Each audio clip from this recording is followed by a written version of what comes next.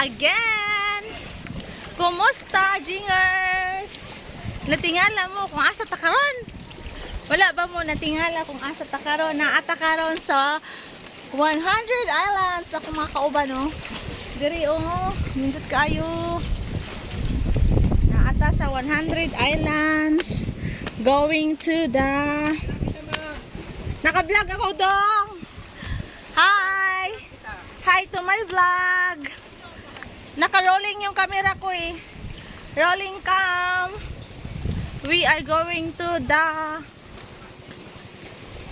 Hindi ko alam kung saan sila. Basta, here lang. Yeah!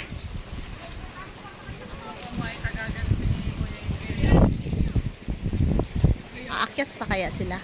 Doon daw may ano eh, may 100 islands of the Philippines. Let's go and explore.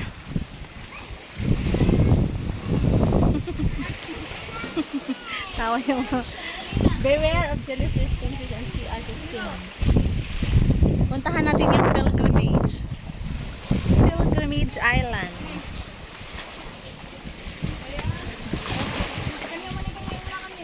Grabe niya akong lakaw, guys. Gikan pa rin sa Bulinaw pa doon dire sa Tamban.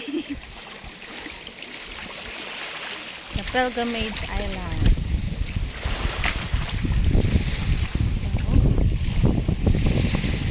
here Alamino City. Visit 100 Islands National Park. Eco tour will never be complete without the Pilgrimage Island trek and seeing the 56-foot statue of Jesus Christ, the Savior. Wow! 56 foot! Ang haba! Ayan oh! Ay, hindi pa. Yan ba? Ay ba? St. Joseph? St. Joseph pala yan. Ang layo! Layo pa niya oh! Ayan sila guys. So, let's go and let's have fun! Maganda here. Ba't hindi na tayo aakyat doon? Hindi kakayanan ng aking powers. Balikan ko na lang yan. Yung 185 steps and 1 kilometer trekking pabalik. Dalhin ko dito yung anak ko. The Pilgrimage Island. Yan, 56 foot statue of Christ doon. Ang layo niya, parang hindi natin kakayanin. So wag na lang muna tayong punta doon.